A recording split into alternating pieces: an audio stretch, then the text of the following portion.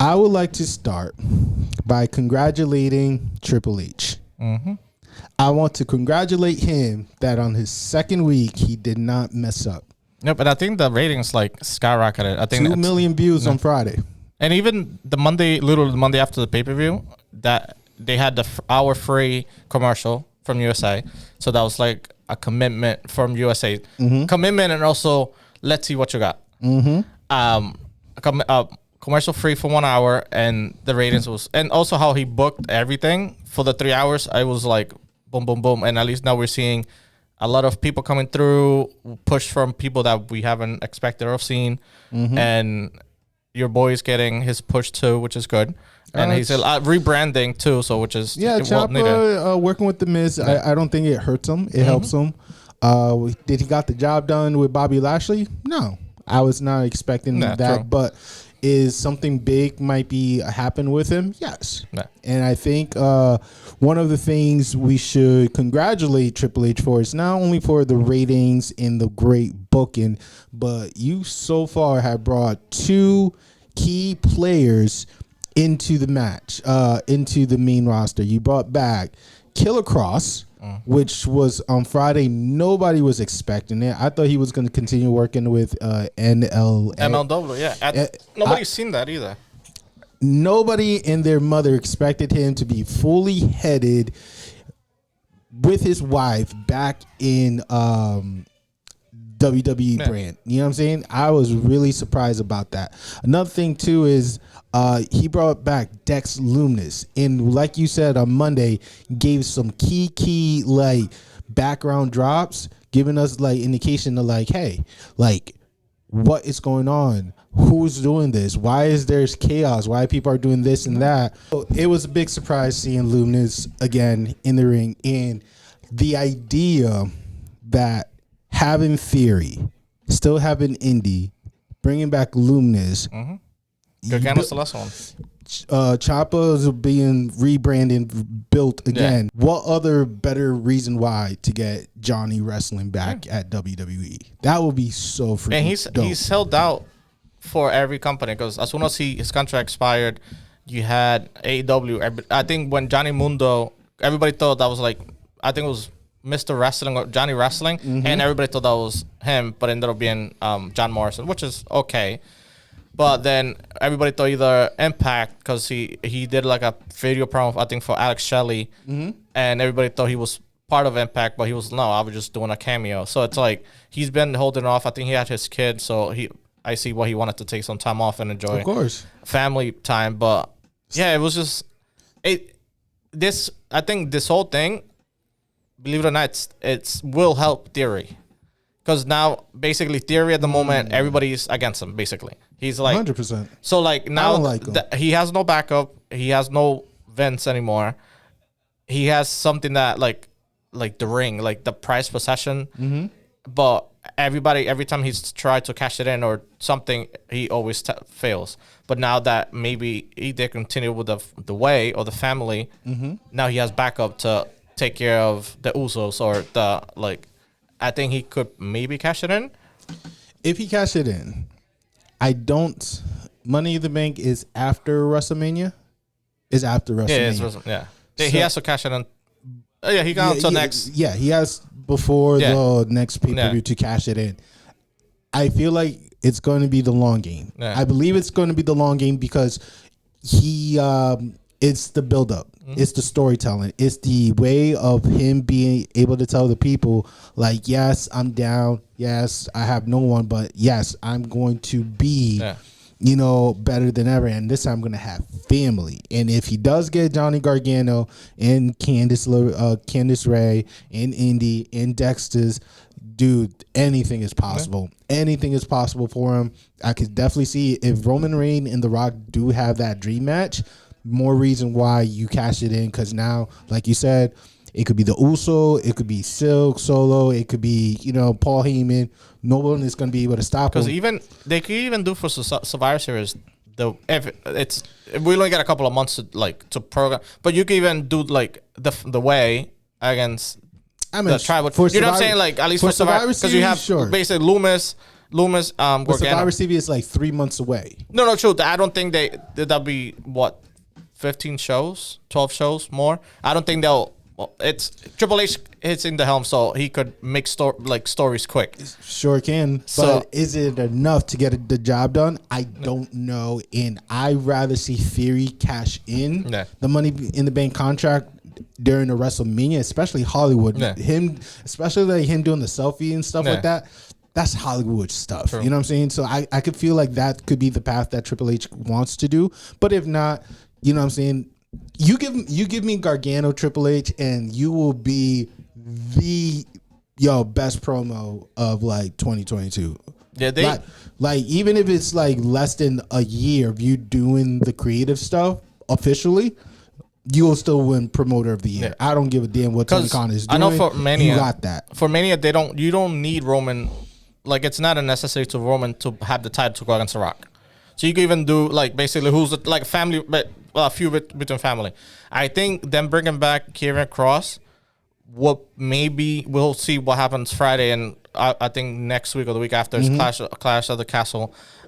Maybe it could be a triple threat. Who knows? And I think Karrion Kross, it's been booked for now. How he's booked as the number 2 heel of the company. So potentially you could even like have Roman Reigns lose, but not get pinned if it's a triple threat, and maybe McIntyre gets a loss or whatever. McIntyre, whichever. Okay, so I want to backtrack to something you just said. You said that he doesn't need Universal WWE Championship so they could to face split The it. Rock. Yeah. So which belt would you have Roman representing? The Universal or the WWE? I will say Universal because The Rock hasn't had the Universal. Okay. So if that's the case, triple threat, Killer Kross, let's say Seth Rollins. I want to throw Seth Rollins in there because he's definitely doing a great job in promoting himself for that. Triple threat, Killer Kross becomes WWE champion. Does that make the company even better or does it make it worse? It puts somebody in the show that it's entertaining and new. But does it make it better or worse, Killer Kross being champion? Neither. I think it would be status quo. But I think interesting you're saying that. Because the thing for me, Roman, I appreciate that Roman's double champion, cool, but I don't think I'm not saying he can manage double duty, but it's like, it's basically two TV shows. It is. 2 companies, and they want their own champion. AEW does it. They got a TNT and a TBS, and each championship belt goes to each title. Each TV show. But if they split it, and Karrion Kross, let's say, goes to Raw, however they want to decide, at least USA will be happy they will have a full-time person performing, and it could be more story and opportunities, and Roman Reigns could continue with SmackDown or whichever Roman wants to do. I would say Fox probably wants him. Yeah. But you know what I'm saying? So at least them splitting, or I don't think they're going to unify, make one title and bring something like this back, which will be great. Roman with that belt will be great. I really like that version of the belt. But I really do, guys. Or make it like a new one, like how Daniel Bryan brought the hemp one. Oh, but you know what I'm saying? But at least it fits his... That hemp version... But you know, at least it fit his character. But at least it's something. So either unify it and make one champion for everything, or make a way to split it, and then have basically like one show versus one show, which would be helpful for Survivor Series. Of course. Then you could have multiple champions, but instead of having one person be full time, and at least alleviates for Roman Reigns, and it gives one person TV show. And I feel Karrion Kross would be a good. That he could handle almost everybody in the roster. He's skillful and big enough to handle everybody. And he went against Keith Lee, and he's a big dude. And he tossed him around a little bit. He injured himself from that match, but he's able to perform with anybody, which is good. So I feel like him being the champion potentially, let's say for Raw, and give somebody there full time, and then you go have stories with them. And then Roman Reigns could do his own thing and continue with. So I say Killer Kross will definitely be a great champion, and if he's able to conquer the Judgment Day group, I think he'll be a great fit for that. If not that, rumors stating that there's a possibility that Bray Wyatt might return. Yeah, I think he should take that. Between Killer Kross or Bray Wyatt, I think it'll be good leadership for Judgment Day. I think because Bray Finn doesn't do well in promos, unfortunately. Damian Priest, he's average. Yeah. No, I'm not gonna do that to my Puerto Rican cousin. He's above average. Rhea is good, but you don't. I wouldn't want her to. Yeah, she barely talks. I would prefer her to be like the muscle of like the girl muscle or the muscle of the group, like China. Just being the female itself is suffice. And Rhea, I see you. I love you. Keep up what you're doing, but I feel Killer Kross with Scarlett to give more of that feminine side too will be great for Judgment Day. Or if not, you just give Bray Wyatt back. Bring Bray Wyatt and Braun. Supposedly Braun is available too. Yeah, dude, you got muscle. I would say for Judgment Day, Bray as the Fiend, or just Bray, and he could also be he's a Fiend as well. Yeah, alternate. But you could also, since Balor has two forms, Demon, so you could still beat that part. And the same thing with Damian Priest, he got like a good side and bad side, so it fits like.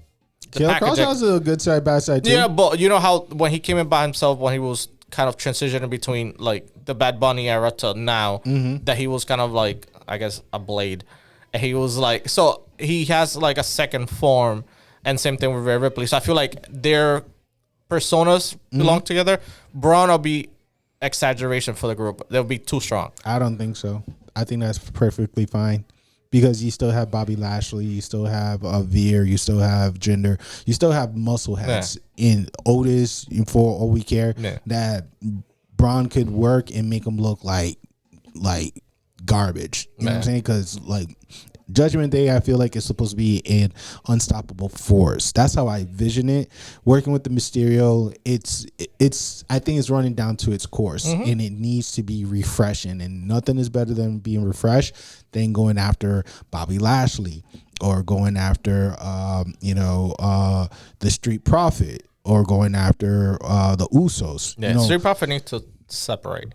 It seems like it too, because Drew McIntyre posted a video or a picture of Montez being under a table. Looked like he got thrown into the table. Which, may I say, I miss those type of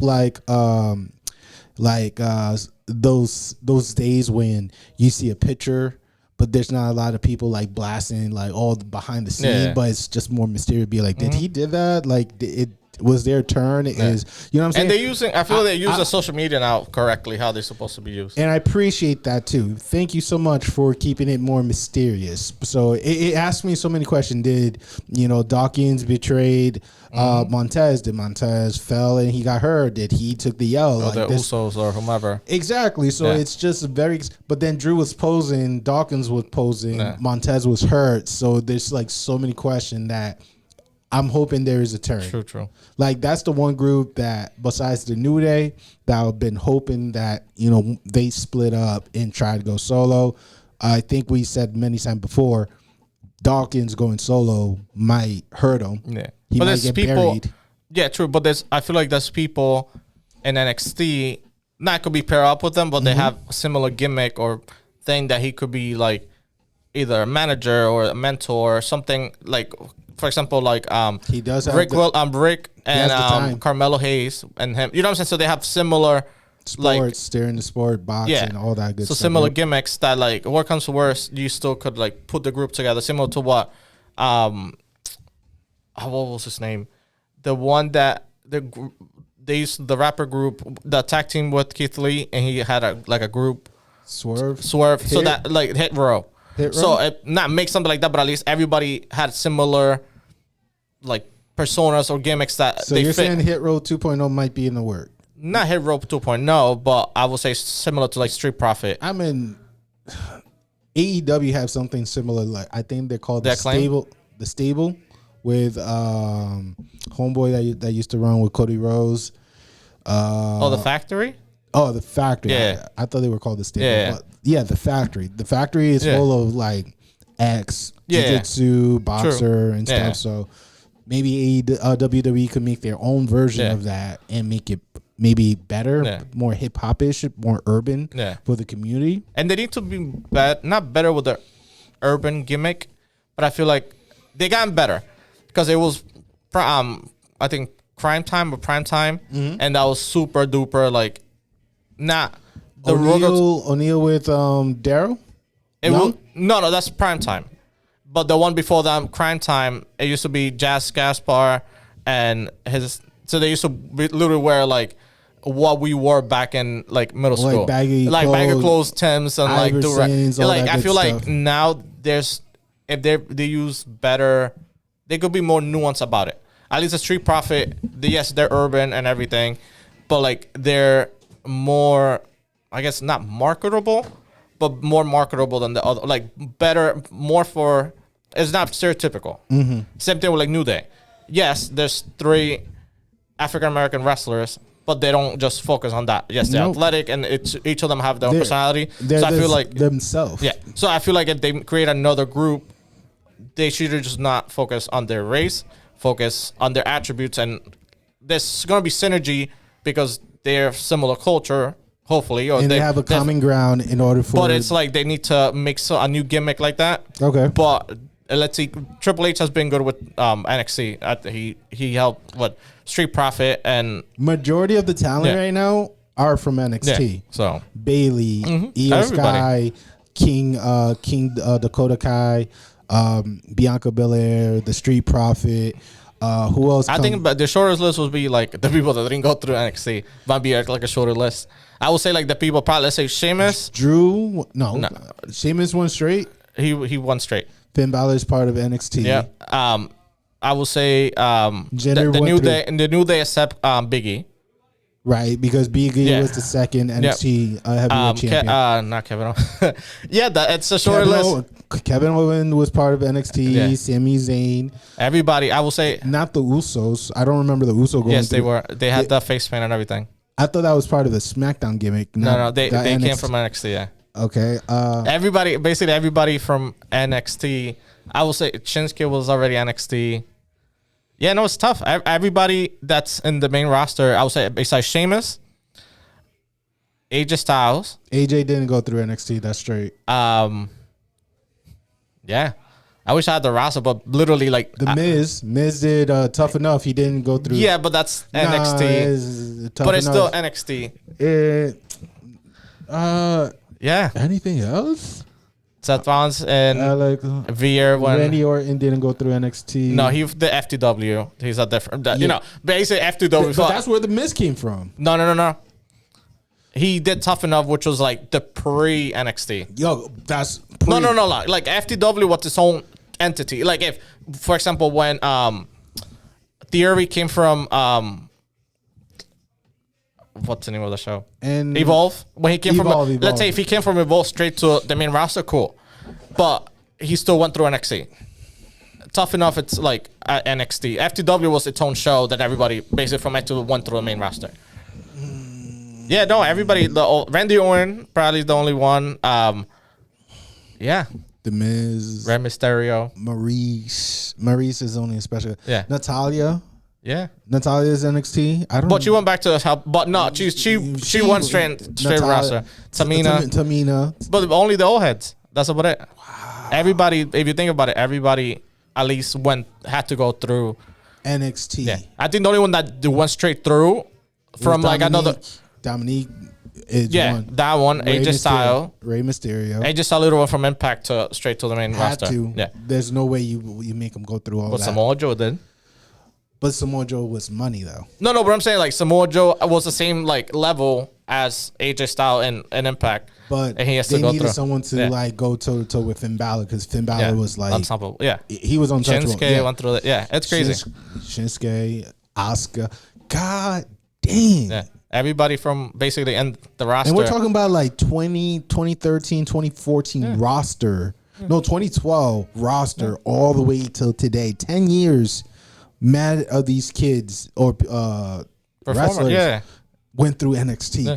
Wow, I feel Braun. If Braun come back, he didn't went through that shit. Yeah, he went through NXT. He went as what? He remember they did Bray Wyatt like he went. I know he was part of the Rosie Buds and stuff like that, but they went through NXT.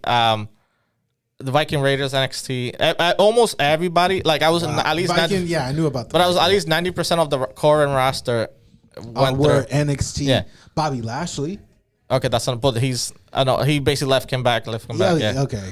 God bless Bobby Lashley. You went through NXT, and I would have lost my mind. All right. Yeah. And also talking about returns in NXT, Sasha Banks, Naomi. There's rumor that they might make a big return. I don't know when. I'm thinking a big pay-per-view. I don't think it's the Clash of the Castle. Yeah, I think the next one after that it's No Mercy. No, I think it's Hell in a Cell is in October. I thought they already did Hell in a Cell. No. So it's Survivor Series and this one. There's only 2 more after this one. Did Hell in a Cell occurred? No. No, sorry. It's not Hell in a Cell. It's the one. No Mercy. No, the Extreme Rules. Extreme. I thought that was earlier in the year. I know there's 2 more. What's after Royal Rumble? Extreme Rules? I remember they used to do something called like Fire. They used to do Backlash. They did after Mania. Yep. Well, that's the one we went to see Money in the Bank. Then you had SummerSlam. This one normally this is like Clash of Champions normally. But now it's called Clash of the Castle because they're doing the UK. We could give it a quick look or. Yeah. We'll take a quick look and then come back to it. But I feel like it's Hell in a Cell because Hell in a Cell. I remember going to it in October when they did it here in Providence or in Boston. It was one of those 2. Okay. Because I know Survivor Series is in Boston, and it's the last one too. Yeah. So there's one more between now and Survivor Series. There's one more, basically Survivor Series and one more pay-per-view. One more pay-per-view. Damn, but Sasha Banks coming back to either or helps the brand. Well, Naomi she could do Rumble. That's the biggest pop.